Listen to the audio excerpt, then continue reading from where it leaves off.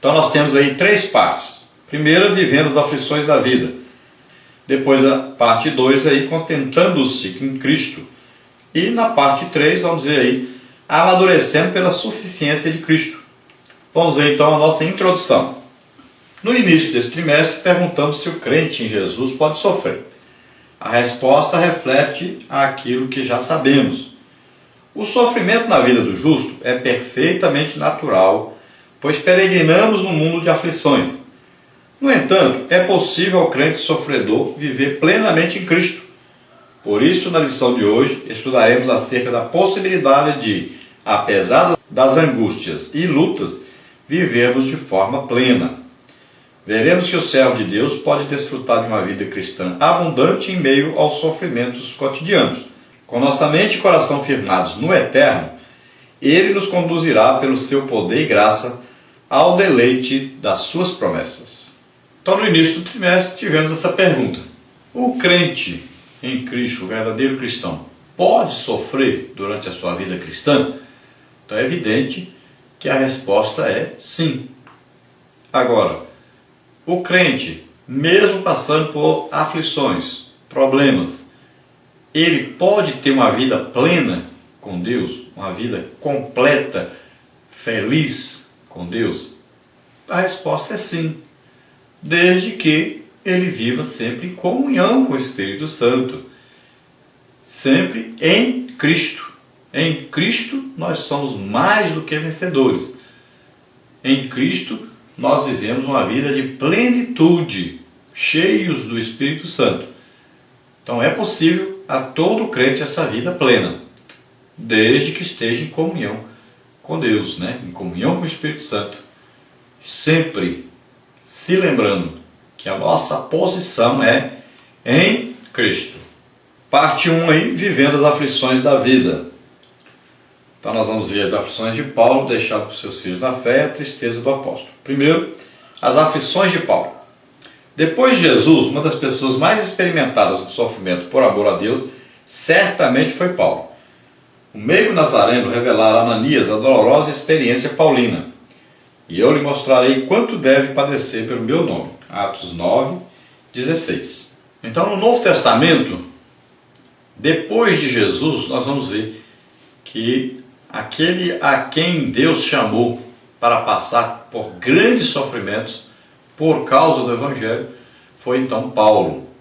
Veja bem que muitas vezes o crente sofre, mas não é por causa do Evangelho, é coisa diferente. Nós estamos estudando aqui daquele cristão que realmente ele segue a sua fé, ele trabalha para Deus, ele faz a obra de Deus e ele sofre devido a isso. Porque os sofrimentos naturais do ser humano existem para todos, igualmente. Agora, o cristão passa também por outros problemas, por outras aflições, devido à sua fé. Então, é uma coisa diferente, é uma situação diferente. O verdadeiro cristão, ele passa, por exemplo, por perseguição religiosa. Ele passa também por diversas situações difíceis devido à sua fé. Então, o crente verdadeiro, o crente realmente fiel, por exemplo, ele jejua para que os outros aproveitem desse jejum. Ele se consagra a Deus, ele busca a presença de Deus para benefício dos outros, visando o bem dos outros, visando a cura das pessoas, visando a manifestação do Espírito Santo com milagres, visando a salvação das pessoas. Então, ele muitas vezes sofre, mas sempre o seu objetivo é o bem dos outros. Então, o crente passa por diversas situações. Muitas vezes ele pode passar aí numa viagem, passar por problemas sérios nessa viagem, em benefício dos outros. Então, além dos sofrimentos naturais que todos passam, existe a chuva, calor, existem vários intempéries, catástrofes que acontecem, aí epidemias, Então, tudo isso as pessoas passam. Crises financeiras, são coisas que as pessoas passam normalmente na sua caminhada aqui pelo mundo. Agora, o crente, além disso, passa por problemas, aflições, tribulações, devido à sua fé, devido ao seu trabalho para o Senhor. E o apóstolo Paulo, como ele superabundou essa obra para Deus, ele então passou também por uma superabundância de aflições, tribulações, por problemas. Mas tudo estava dentro do plano de Deus, pois Jesus, quando chamou Paulo, ali na estrada para Damasco, Paulo ficou cego, foi então para a rua direita em Damasco, e lá ele foi visitado por Ananias, e Ananias já tinha recebido então a orientação de Jesus falando a respeito de Paulo. Quem era Paulo? Quando Ananias diz para Jesus, Paulo é um perseguidor dos cristãos, e veio aqui para prender, para levar presos os cristãos para Jerusalém, Jesus diz então, olha, esse aí é um vaso escolhido, e ele vai padecer pelo meu nome, ele vai sofrer muito por causa do meu nome. É o destino dele, eu estou entregando ele para a minha obra, e ele agora vai passar por grandes problemas, grandes tribulações, muito sofrimento, para fazer aquilo pelo qual eu estou enviando. Então, ao longo do Novo Testamento, o apóstolo dos gentios é provado de várias formas. Veja 2 Coríntios 11, de 23 a 33. O homem que perseguia os cristãos se torna perseguido. Aquele que os afligia é afligido. O que consentia na morte dos outros tem a sua consentida. Por isso o Senhor disse a Paulo que duro seria recalcitrar contra os aguilhões. Atos 9, 5. Então, aquilo que Paulo fazia contra os cristãos, ele experimentaria nele mesmo, na sua própria vida. Então, a perseguição, aí, a difamação, o abandono e até a própria morte ele experimentaria por causa de Jesus Cristo agora. Agora, será que Paulo ficava resmungando, reclamando, chorando por causa disso, como nós vemos hoje? Vários homens de Deus por aí, que qualquer coisinha estão chorando, lamentando, se angustiando aí, espalhando para todo mundo que está sofrendo, que está passando não sei o que está sendo perseguido, que não sei o que, se lamentando. Paulo, não. Paulo se regozijava com isso, se alegrava. E ele falava disso como se fosse uma grande vantagem. Veja aí, os apóstolos, quando eram presos, açoitados, saíam se regozijando, alegres, dizendo, nós sofremos por causa de Jesus, que maravilha. E o apóstolo Paulo diz, olha, eu mais do que todos, passei por coisas piores que eles todos. E dizendo isso como uma grande vantagem. Ele se alegrava, se regozijava por sofrer por causa de Cristo. E nós vemos hoje que qualquer situação que a pessoa passa por causa do Evangelho, fica aí murmurando, se lamentando, resmungando, reclamando. Então, nós devemos nos alegrar quando passamos por esses problemas, essas aflições, por causa de Cristo. Número 2, aí, deixado por seus filhos na fé. Bem sabeis isto, que os que estão na Ásia, todos se afastaram de mim, entre os quais foram Fígelo e Hermógenes, 2 Timóteo 1,15.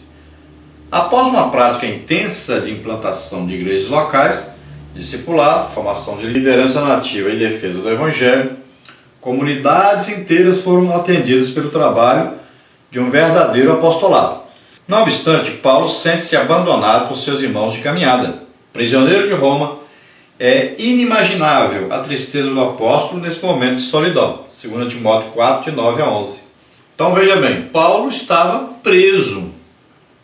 E o que ocorria? Os irmãos que deveriam prestar socorro, ajuda, tanto na parte, aí vamos dizer, de advocacia, de defesa perante o governo romano, para que Paulo fosse solto, quanto também por ajuda financeira. Veja que Paulo precisou pedir uma capa para Timóteo, coisa que demorava muito tempo para chegar, porque ele estava passando frio ali, as prisões eram subterrâneas, era muito frio, e ele precisava de ajuda, precisava até dos livros, ele pediu para trazer para ele os pergaminhos, os papiros. Veja bem que ele estava precisando até de uma porção da palavra de Deus, mas aqueles que receberam a salvação através de Paulo se afastaram dele, muitos com medo de serem presos também, outros por vergonha de terem alguém que eles aceitaram Jesus através dele e agora era prisioneiro. Então tinham vergonha de Paulo. Então veja bem, após esse trabalho intenso de Paulo, Paulo chegava, sempre ocorria ali o quê? Uma manifestação do Espírito Santo. É aí o segredo da igreja em Atos dos Apóstolos. Sempre milagre, pregação do Evangelho, muitas conversões, batismo com o Espírito Santo. Então, eram manifestações do Espírito Santo acoplado à pregação do Evangelho e muitas conversões. Aí o padrão do livro de Atos dos Apóstolos, é o padrão da igreja que nós temos que seguir. Paulo passava por toda parte fazendo isso. Então o que ocorria? Paulo plantava ali uma igreja com aqueles irmãos novos convertidos, deixava um dos seus auxiliares, Timóteo, Lucas, Barnabé. Então ele escolhia alguém para ficar ali. Tito participou disso. Então alguém ficava ali ajudando aqueles irmãos a iniciarem aquela nova igreja. E até quando? Até que um daqueles irmãos ali pudesse assumir aquele trabalho. E saíam dali, os auxiliares de Paulo, iam até onde Paulo estava. Paulo já estava abrindo outra igreja. E sempre assim, Paulo pregava, ganhava aquelas almas, então abria a igreja e passava para outra cidade, para outro lugar. E assim ele fazia o trabalho de um verdadeiro apóstolo, de um verdadeiro missionário. Hoje nós temos visto muitos missionários colocados em lugares para serem pastores ali, dirigir igreja ali.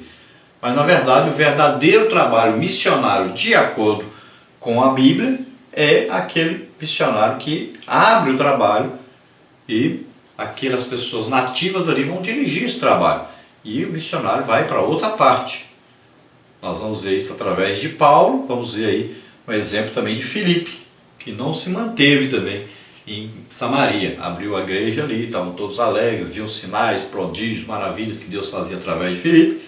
Mas, daí a pouco, quando estava a igreja plantada, Filipe foi tomado dali, foi embora. Depois nós vamos encontrar Filipe lá em Cesareia, como evangelista. Então, assim era o padrão. Era pregação, abertura de igreja, colocava-se aqueles que aceitaram Jesus para dirigir no devido tempo e o missionário já estava pregando em outra parte.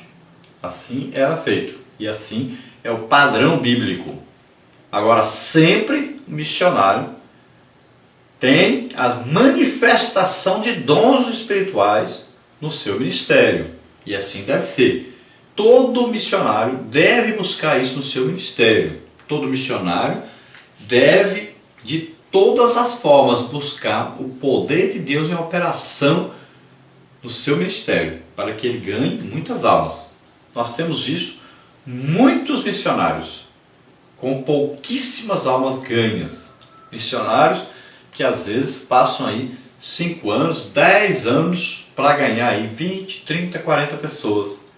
Sendo que um milagre só faria com que ele ganhasse mais almas do que esses 10, 20 anos que ele passou naquele lugar. Bastava um aleijado levantar e sair andando e ele ganharia mais alma nesse dia do que ele ganhou esses 10, 20 anos. Então, o Evangelho é pregado com poder, com manifestação de sinais, prodígios e maravilhas. Se o Evangelho não for pregado acompanhado disso, ele tem pouco resultado.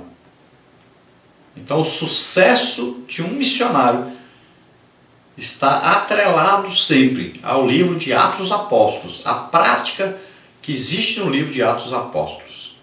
É sempre o Evangelho, a pregação do Evangelho acompanhada de sinais, prodígios e maravilhas.